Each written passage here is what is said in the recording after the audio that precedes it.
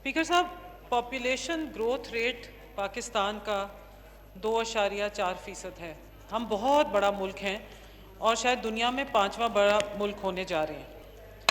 22 million बच्चा हमारा Covid से पहले आउट ऑफ स्कूल था। आर्टिकल 25A के तहत 5 से 16 साल तक का बच्चा, रियासत की जिम्मेदारी है उसको स्कूल में डालना और क्वालिटी एजुकेशन देना। स्पीकर साहब, आज हम सब बहुत शर्मिंदा हैं कि we have failed our children successively.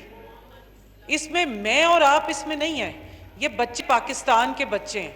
ये बच्चे जब पैदा होते हैं तो इनके सर पे PTI, PMLN, पीपल्स पार्टी की छाप नहीं होती है। इन बच्चों ने हमारा फ्यूचर डिटरमिन करना है और हमें इनको बहुत फोकस तरीके से आगे लेके जाना है। तो हमारी जो हम एजुकेशन की बात करते हैं तो बहुत दफ़ा ये होता है कि तकरीरों और मंशूर तक बात रह जाती है। मैं ज़्यादा तनकीद नहीं करना चाहती, लेकिन मुझे बड़ी उम्मीद थी कि करंट गवर्नमेंट बहुत फोकस करेगी एजुकेशन के ऊपर। मगर जब आई बात मईशत की और जब IMF का प्रेशर बढ़ा गवर्नमेंट के ऊपर, तो the first thing to go is education, unfortunately sir. और ऐसा होने नहीं दूंगी, हम ऐसा नहीं होने देंगे सर। बात शुरू करती हूँ मैं इस्लामाबाद कैपिटल टेरिटरी से। यहाँ पर 400 गवर्नमेंट स्कूल्स हैं, तकरीबन 2000 प्राइवेट स्कूल्स हैं और वो प्राइवेट स्कूल्स में से 10% हाई एंड हैं। हम समझते हैं, जब हम 2000 की बात करते हैं तो हम समझते हैं कि बड़े बड़े कमरे होंगे, एयर कंडीशन होंगे, ऐसी बात नहीं है। तो 2000 प्राइवेट स्कूल्स हैं। पहले मैं गवर्नमेंट स्कूल्स की बात करती हूँ। ये जब बजट देखा, मैंने FDE के साथ पिछले तकरीबन 15-20 साल से काम किया है इस्लामाबाद कैपिटल टेरिटरी में। तो इस बजट में मैंने ये देखा कि 1% एलोकेशन में इंक्रीज है sir, which is not possible. I protest against it. और मिनिस्टर साहब बहुत समझदार आदमी हैं and he realizes. Sir, minister साहब, for the sake of the children of Pakistan, we are all together and we dismiss it. जो rationalisation है Islamabad capital territory की, इस वक्त 35 लाख लोग रहते हैं यहाँ पर सर। सिर्फ जो सिटी है, एरिया है, उसके स्कूल सही से चल रहे हैं, जो मॉडल स्कूल्स हैं। आप बाहर 12 कहू को देखिए, ये जो सारे इलाके जो नए बन रहे हैं उनमें आप देखिए। दूसरी बात ये है कि आपने डेवलपमेंट फंड नहीं रखा।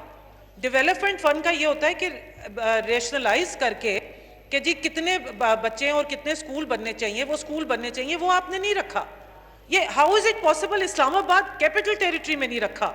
फिर एक जनरल ऑपरेटिंग एक्सपेंडिचर होता है सर। मैं एजुकेशन कमेटी में भी हूँ और FD वाले अक्सर और पेशतर हमें आके अपनी प्रेजेंटेशंस देते हैं।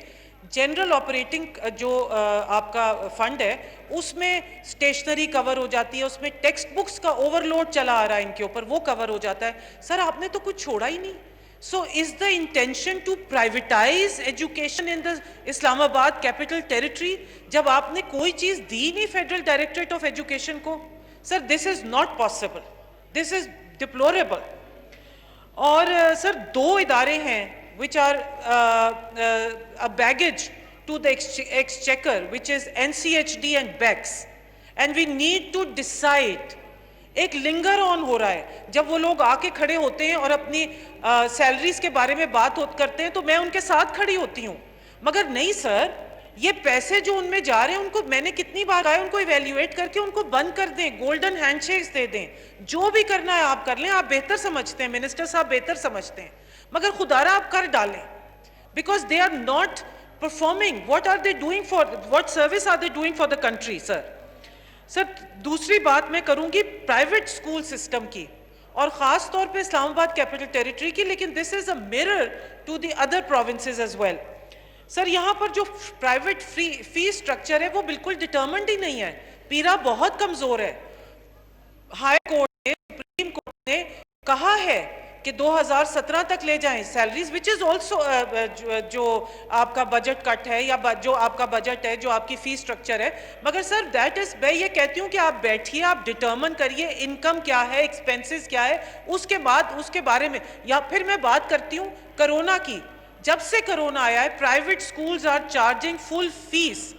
How can they justify charging full fees to the students when the students are not coming into schools, when the teachers are not coming into schools and it is online provision, اور زیادہ تر تو چھٹیاں چلتی ہیں اس میں. سر اور میں یہاں بات کروں گی نواز شریف صاحب نے پرائم منسٹر ریفارمز پروگرام شروع کیا. اکثر میں خوش ہوتی ہوں پیلی بسز کو دیکھ کے, وہ جو بچوں کو لے جا رہی ہوتی ہیں. یہی بات ہوتی ہے کنٹینیوٹی اینڈ سسٹینیبلٹی. جہاں آپ سمجھتے ہیں کہ اس کی کنٹینیوٹی اینڈ سسٹینیبلٹی ہو سکتی ہے تو اس میں ایجوکیشن میں کسی قسم کی کوئی لڑائی نہیں ہے, چیزیں آگے چلنی چاہیے. اور یہاں میں بات کروں گی جب صوبوں کی بات ہوتی ہے, جب میں پنجاب کو دیکھتی ہوں تو میرا دل بہت دکھتا ہے.